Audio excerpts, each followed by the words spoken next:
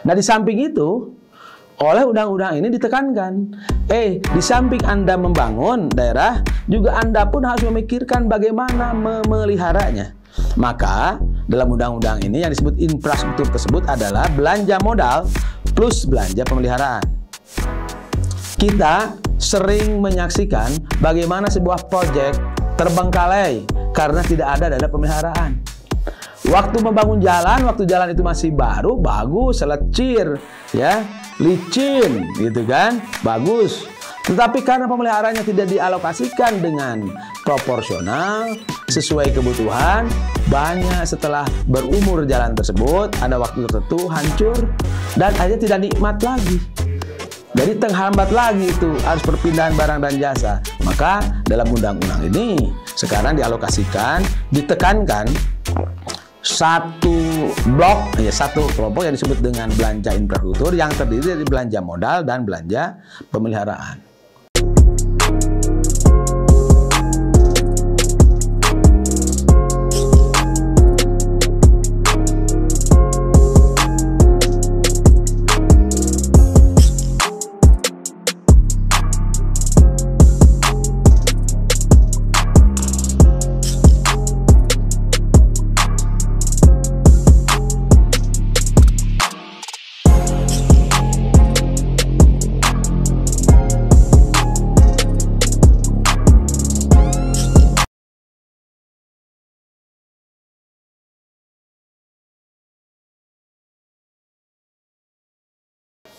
Nah, kalau kita lihat nanti bisa dibuka di dokumen APBD masing-masing, ya, itu kita akan ketahuan. Dari belanja modal tersebut sebetulnya yang disebut belanja modal kan itu ada belanja untuk tanah, untuk jalan, ya kan, untuk mesin, ya kan, ada juga untuk modal aset lainnya. Nah, banyak di daerah belanja modalnya itu, terutama di Jawa Barat, di beberapa kabupaten, itu selalu lebih besar. Belanja untuk membangun jalan itu lebih kecil dibandingkan dengan untuk belanja mesin, ya, alat. Yang notabene memang kalau kita bedah di situ adalah belanja untuk misalnya ke belanja modal untuk komputer. Karena kita tahu sekarang kan musim digitalisasi di mana komputer itu menjadi prasyarat dan di pendidikan itu menjadi syarat harus punya itu komputer, dibelanjakan untuk itu. Atau media-media digital yang bersifat berbasis internet. Ya, TV untuk alat pembelajaran itu touchscreen, ya kan? Itu kan lumayan itu. Kalau setiap sekolah, setiap kelas dibelanjai untuk yang itu, ya cukup besar juga. Tetapi belanja untuk misalnya untuk ruang kelas baru atau rehab itu relatif kecil. Kadang-kadang saya sering menemukan bahwa kalau alat peraganya hebat, mewah, tetapi kok fisik ruangan kelasnya memprihatinkan. Nah itu karena memang di situ alokasinya. Dan ini sebetulnya kalau kita teliti lebih dalam lagi, dan saya baca di dokumen LHP, ternyata yang di Jawa Barat ya khususnya, itu banyak beberapa daerah menjadi temuan karena seringkali membelanjakan, mengalokasikan anggaran pendidikan itu tidak sesuai dengan apa yang dibutuhkan. Sebuah daerah membutuhkan RKB masih kurang, atau masih banyak yang belum cukup bagus, tetapi kok belanja untuk elektroniknya, ya untuk komputer, untuk media ruang yang berbasis internet itu banyak. Nah ternyata saya sempat meneliti, memang di situ ada kerjasama antara pihak pengusaha, pengadaan barang dan jasa dengan beberapa pejabat elit nih, elit di dinas pendidikan, ya yang disitulah biasa berburu rente, dan dari situ sebetulnya ada indikasi-indikasi korupsi. Nah ini demikian juga di jalan. Kita hari ini sering disaksikan, sering kita mengetahui kok jalan begitu cepat rusak. ya kan? Sering dia diperbaiki. Ternyata di samping beban jalan yang tidak dibatasi, tidak diawasi, ya pasti akan mengurangi terhadap umur teknis kendaraan. Umur teknis jalan, karena bebannya melebihi. Dan aparat hukum juga jarang menindak terhadap itu, sehingga umur teknis jalan menjadi pendek. Dan kita yang dirugikan. Nah, padahal sebetulnya itu ada rumus-rumus yang teknis, ada regulasi yang sudah mengatur itu, ya, yang lebih detail supaya kondisi teknis jalan itu bisa berumur panjang, ada ukuran tonasenya dan macam-macamnya, agar kita sebagai masyarakat bisa menikmati dari kondisi kualitas jalan tersebut. Tetapi faktualnya hari ini sering kita temukan seperti itu. Demikian juga untuk di sektor irigasi misalnya. Irigasi di musim kemarau kok cepat sekali tuh sawah menjadi kering. Padahal irigasinya masih ada. Ternyata irigasinya sudah rusak. Ternyata tidak bisa menghantarkan air menjadi media, menjadikan air lewat di situ karena banyak yang bocor. Kalaupun di situ ada pemeliharaannya juga tidak menyeluruh. Itu boleh jadi dari misalnya panjang irigasinya 50 kilo atau 10 kilo, ternyata hanya diperbaikinya cuma 1 kilo. Tetap saja itu tidak akan menjadi optimum. Nah, hal-hal yang demikian ini sering kita temukan dan nampak nyata. Apakah para perencana di pemerintah daerah kurang begitu pandai atau tidak profesional? Saya kira bukan. Tetapi lagi-lagi dari cara keberpihakan politik anggarannya, apakah lebih mementingkan untuk belanja-belanja yang bersifat tidak mendasar, kebutuhan dasar, ya, atau ke arah mana dia belanjakannya? Nah, di undang-undang ini dengan adanya ketentuan itu sekarang dipaksa daerah itu setiap tahun harus mengalokasikan belanja infrastruktur yang terdiri di dalamnya belanja modal dan pemeliharaan, ya, minimal 40%. Kalau sebuah daerah APBD-nya hanya 1 triliun, kalau minimal 40%, maka 400 miliar harus dialokasikan belanjanya untuk modal. Modal itu belanja modal untuk apa? Untuk jalan, irigasi, sekolah, rumah sakit, ya kan? Itu. Atau peralatan.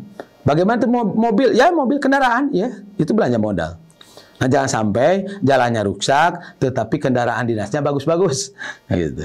Nah, ini otomatis harus nanti didorong, harus kita terus ingatkan, ya, bagi yang tahu, agar belanja itu harus dipenuhi.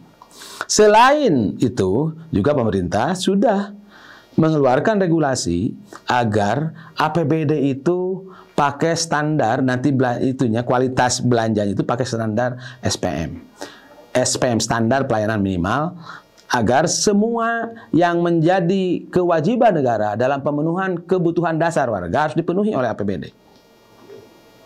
Nah, hari ini kalau yang data kami temukan, ternyata masih cukup jauh setiap daerah untuk mengalokasikan APBD-nya untuk pemenuhan SPM. SPM itu standar pelayanan minimal, bukan pelayanan maksimal, ya. Jadi kewajiban negara melayani kepada kita dalam bentuk pelayanan publik yang minimal. Nah, yang minimal pun hari ini belum terpenuhi. Masih banyak alokasi belanja untuk hal-hal yang bersifat seremoni, yang outputnya memang kurang begitu jelas. Ya, kalau seremonial itu, ya, untuk perayaan, untuk bersifat event-event yang cukup melibatkan banyak orang, tetapi dari sisi pencitraan secara politik dia cukup bagus untuk kepala daerah, tetapi dari sisi kemanfaatan bagi rakyat sebetulnya itu kurang bermanfaat. Maka dengan undang-undang ini sekarang dipaksa daerah itu harus mengalokasikan lebih besar. Warga itu sudah cukup lama, ya, menahan sabar, ya kan? Padahal mereka itu membayar pajak yang cukup taat, ya kan? Kita setiap punya kendaraan kan bayar pajak. Setiap kita makan di resto atau makan di warung, kita akan kena pajak. Jadi semua hal sekarang sudah tidak bisa lepas dari kena pajak. Dan pajak itu semua dikumpulkan, dikelola oleh pemerintah, dan sejatinya harus diperuntukkan, dibalikan dalam bentuk pelayanan publik yang baik. Nah, dengan undang-undang ini kita harapkan ini nanti pelayanan publik kita akan semakin baik karena alokasi belanjanya sekarang sudah begitu dipastikan, diperintahkan. Yang tadi bahwa belanja pegawai sudah stop maksimal 30%, sehingga daerah harus berpikir ulang bagaimana dia nanti strategi, apakah mempercepat pegawai-pegawai yang sudah kurang produktif misalnya, atau mengurangi pos-pos pegawai tertentu ya, karena memang keharusannya maksimal di 30%. Sementara belanjanya sekarang untuk belanja infrastruktur yang rata-rata kalau di Jawa itu masih di bawah 20%, sekarang diharuskan 40%. Jadi harus 2 kali lipat. Oleh karena itu, belanja nanti dalam belanja infrastruktur, kita harus betul-betul awasi secara bersama, terutama bapak-bapak yang di DPRD itu, untuk mengalokasikan agar nanti belanjanya pun jangan salah belanja lagi setelah didorong, dialokasikan, diperintahkan. Ini, nah siapa nanti yang akan mengeksekusi itu, melakukan belanja itu adalah para dinas. Nah, para dinas itulah yang di daerah yang menjalankannya. Nah, biasanya nih, di kita kan dinas itu dibagi 2 lah kalau sederhana itu. Ada dinas teknis, ada dinas yang bersifat koordinatif atau yang di backstopping, gitu kan. Nah, dinas-dinas teknis inilah sebetulnya yang langsung memberikan alokasi, membelanjakan alokasi untuk memastikan kepada pelayanan dasar warga di situ. Si dinas-dinas ini. Nah, yang dibutuhkan itu sekarang adalah kepedulian kita setelah kita membayar pajak, baik pajak langsung maupun pajak tidak langsung, dan kita harus memastikan bahwa uang yang dikumpulkan oleh pemerintah itu dibelanjakan dengan benar dan dirasakan langsung nanti dari sisi pelayanan publiknya. Oleh karena itu, channel ini, channel Perkumpulan Inisiatif ini mengingatkan untuk semua, untuk sama-sama peduli, untuk mendorong kepedulian kita di daerah masing-masing agar uang yang kita bayarkan dalam bentuk pajak kepada pemerintah betul-betul dimanfaatkan oleh pemerintah dalam belanja-belanja yang dibutuhkan oleh masyarakat. Apa yang dibutuhkan itu? Itu tadi, kebutuhan-kebutuhan dasar.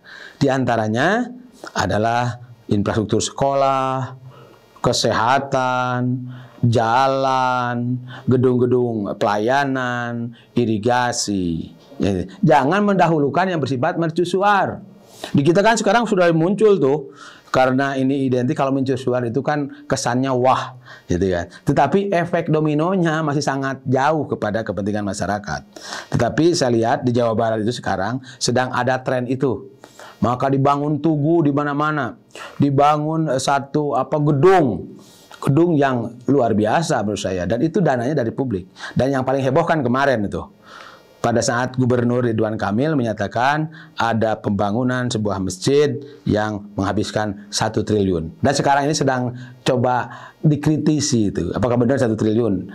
Itu berapa tahun dikumpulkannya? Karena 1 triliun itu 1.000 miliar. Ya kan? Hampir sama dengan APBD itu Pangandaran lah, atau Banjar gitu ya. Itu 1 triliun itu, bisa dibayangkan.